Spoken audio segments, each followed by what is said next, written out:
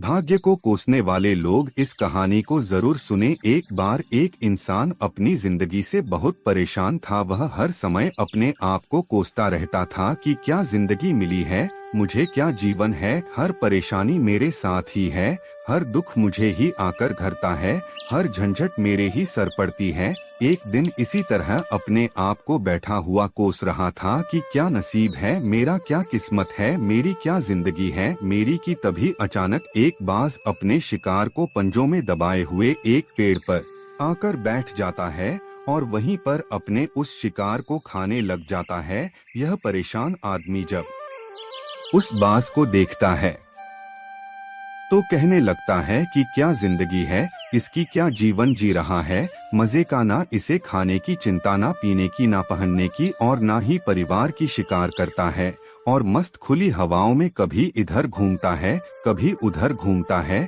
सारे दिन आसमान में उड़ता रहता है। असल जिंदगी तो यही है, जीवन तो यह जी रहा है। और फिर वह आसमान की तरफ देखकर जोर जोर से चिल्लाता है कि काश मैं भी एक बाज होता तो मुझे भी कोई दुख ना होता, मुझे भी कोई परेशानी ना होती, काश मैं भी एक बाज होता। जब वह 2 से 3 बार जोर जोर से चिल्लाता है कि काश मैं भी एक बाज होता तो मुझे भी कोई दुख ना होता, मुझे भी कोई परेशानी ना होती, तो अचानक आसमान में बिजली कड़कने लग जाती है और आसमान से आवाज आती है कि हे इंसान, क्या यह हमने सच सुना कि तू हमारी दी हुई जिंदगी से परेशान है और तू एक बाज बनना चाहता है। तो इस आकाशवाणी को सुनकर यह इंसान हैरान रह जाता है और आसमान की तरफ देखकर कहता है कि हाँ, मैं सच में अपनी इस जिंदगी से बहुत परेशान हूँ, क्योंकि हर परेशानी मेरे साथ ही है, हर दुख मुझे ही है, हर तकलीफ मेरे ही साथ है। तो आसमान से फिर आवाज आती है कि हे इंसान, एक बार फिर सोच ले, हमने तुझे बड़ी प्यारी जिंदगी दी है, लेकिन अगर फिर भी तू चाहता है कि हम तुझे बाज बना दें तो हम तुझे बाज बना देंगे, लेकिन अगर एक बार हमने तुझे बाज बना दिया तो फिर हम तुझे बाज से इंसान दोबारा नहीं बनाएंगे। तो यह आदमी तुरंत जवाब देता है कि मैंने अच्छी तरह से सोच लिया है कि मुझे बाज ही बनना है और एक बार बाज बनने के बाद मैं दोबारा कभी नहीं कहूँगा कि मुझे इंसान बनना है। तभी ऊपर से आवाज आती है कि जैसे तुम्हारी इच्छा, और वह इंसान बाज बन जाता है। बाज बनते ही वह इंसान खुली हवाओं में उड़ने लगता है, कभी उड़ता हुआ इधर चला जाता है, कभी उड़ता हुआ उधर चला जाता है और सोचता है क्या मजे की जिंदगी है। असल जिंदगी तो यही है, ना कोई चिंता, ना कोई परेशानी, ना कोई डर, वह सारा दिन ऊंचे आसमान में उड़ता रहता है। 2-3 मिनट पंख मारता है, उसके बाद पंख मारना बंद कर देता है और लंबे समय तक हवाओं में तैरता रहता है। इसी तरह हवाओं में तैरते हुए शाम का समय नजदीक आ जाता है तो वह सोचता है कि मेरे पास रहने का एक ठिकाना भी होना चाहिए, मेरा अपना एक घर होना चाहिए जहां मैं रात में आराम कर सकूं। तो यह सोचकर वह छोटी छोटी लकड़ियां इकट्ठा करने लग जाता है और एक ऊंचे पेड़ पर अपना घोंसला बनाने लग जाता है। एक एक लकड़ियां इकट्ठा करके वह अपने लिए एक सुंदर सा घोंसला तैयार कर लेता है और रात में उसी में सो जाता है और सोचता है सुबह उठकर शिकार भी करूंगा और सुबह उठकर फिर से मौज मस्ती भी करेंगे, खुली हवाओं में उड़ेंगे। सुबह होते ही वह शिकार की तलाश में निकल पड़ता है, हवाओं में उड़ता रहता है। ऊपर से जाकर देखता है कि कहीं जमीन में मुझे कोई शिकार नजर आए तो मैं तुरंत जाकर उसे दबोच लूं और वहीं पर खा लूं, लेकिन उसे कोई शिकार नजर नहीं आता। काफी समय बीत जाता है, वह लगातार ऊंचाई से शिकार को ढूंढता रहता है, लेकिन उसे कोई शिकार नहीं मिलता। फिर पास एक जंगल होता है, यह उस जंगल में चला जाता है, यह सोचकर कि शायद वहाँ कोई अच्छा सा शिकार मेरे हाथ आ जाए। यह जंगल के ऊपर उड़कर शिकार को ढूंढता रहता है, जंगल के अंदर जाकर भी शिकार को ढूंढता है, लेकिन इसे वहाँ भी कोई शिकार नहीं मिलता। शाम का समय नजदीक आ जाता है तो मायूस होकर वापस अपने घोंसले की तरफ लौट रहा होता है कि रास्ते पर थककर एक पेड़ के ऊपर बैठ जाता है। जब यह उस पेड़ के ऊपर बैठा होता है तो उसकी नजर एक बीमार चिड़िया पर पड़ती है जो कि ल अवस्था में होती है, यह तुरंत जाकर उसे दबोच लेता है, उसके पंख निकालकर अलग कर देता है और उसे खा जाता है। उस चिड़िया को खाने के बाद वह अपने घोंसले की तरफ उड़ जाता है और रास्ते में सोचता है कि चलो बीमार चिड़िया ही सही, लेकिन कुछ तो खाने को मिला। वह अपने घोंसले पर पहुंचकर आराम करने लगता है और सोचता है सुबह एक अच्छा सा शिकार पकड़ूं और अपनी भूख मिटा लूंगा। जैसे ही सुबह का प्रकाश होता है, यह निकल पड़ता है, अपने शिकार की तलाश में हवा में उड़ता रहता है, लेकिन आज फिर कोई शिकार इसके हाथ नहीं आता। काफी समय बीत जाता है, यह ऊंचाइयों पर जाकर अपनी तेज नजरों से शिकार को ढूंढने की पूरी कोशिश करता है, लेकिन इसे कोई भी शिकार नजर नहीं आता। फिर यह पास के उस जंगल की तरफ चला जाता है, लेकिन इसे वहां भी कोई शिकार नहीं मिलता। इसी प्रकार पूरे दिन उड़ते उड़ते शाम का समय नजदीक आ जाता है, तो यह निराश होकर वापस लौटने लगता है और रास्ते में एक पेड़ पर आकर बैठ जाता है। सोचता है शायद आज फिर कोई बीमार चिड़िया मेरा इंतजार कर रही हो, लेकिन हर बार किस्मत मेहरबान थोड़ी होती है। आज इसे कोई बीमार चिड़िया नहीं मिलती। यह थक हार कर वापस अपने घोंसले की तरफ चल पड़ता है और घोंसले पर पहुंचकर भूखा प्यासा ही सो जाता है और सोचता है कल सुबह एक बड़ा सा शिकार पकड़ा और आज की भूख भी मिटा लूंगा। रात को अपने घोंसले में सोया होता है, गहरी नींद में होता है कि तभी एक भयानक तूफान आता है।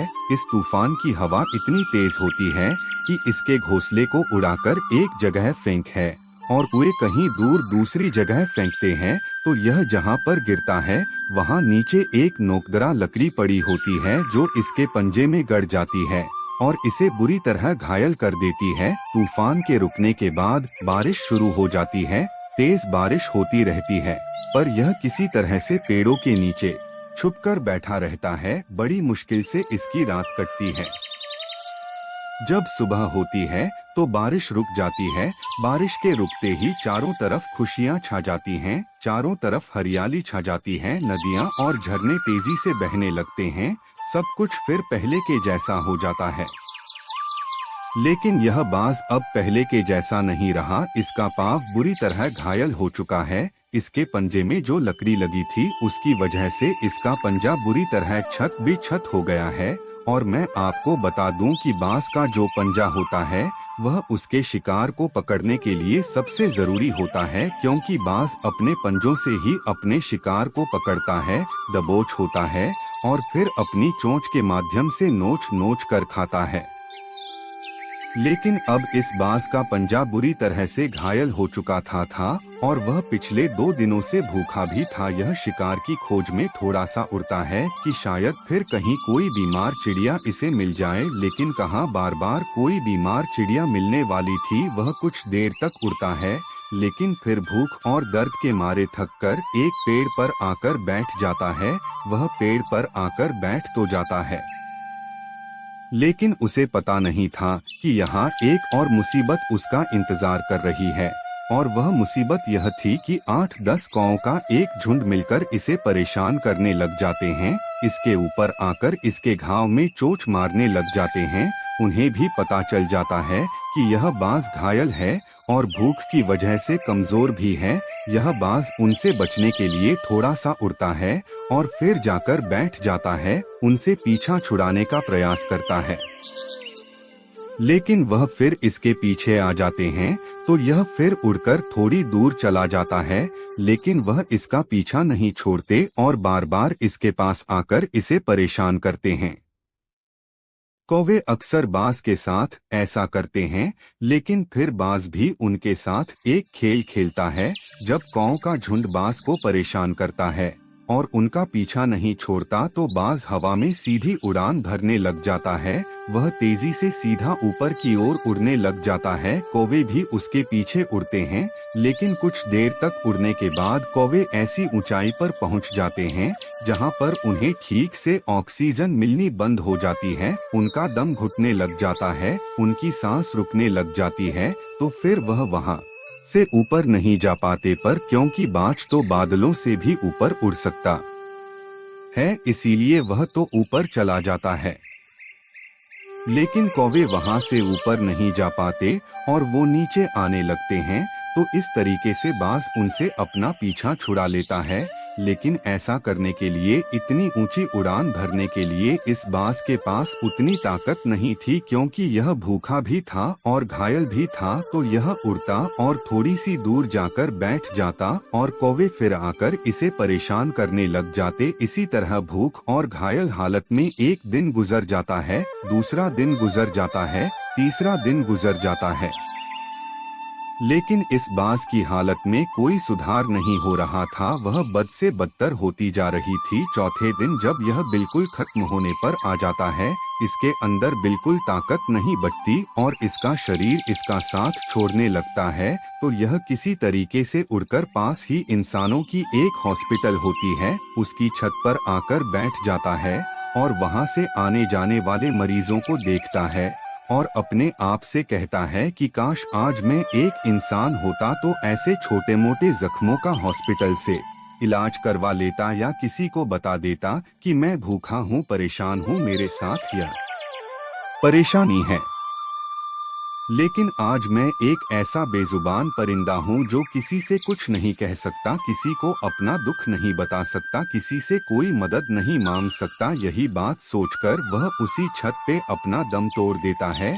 वह अपनी जान की कुर्बानी तो दे जाता है, लेकिन साथ ही साथ हमें यह सीख भी दे जाता है कि आपको जैसा बनाया गया है, आप जैसे भी हो उसी में खुश रहो और उसी में बेहतर करने की कोशिश करते रहो, ना कि इस बात से परेशान रहो कि काश में ऐसा होता, काश में वैसा होता, काश मैं यह बन जाऊं। आपको जैसा भी बनाया गया है, आप उसी में अपना सर्वश्रेष्ठ करने का प्रयास करते रहो। दोस्तों, यह कहानी तो काल्पनिक है, लेकिन हमें जीवन का एक बहुत ही महत्वपूर्ण नियम सिखा कर जाती है कि हम जैसे भी हैं, अच्छे हैं, बस हमें उसी में अपना सर्वश्रेष्ठ करने का प्रयास करते रहना चाहिए। धन्यवाद। हम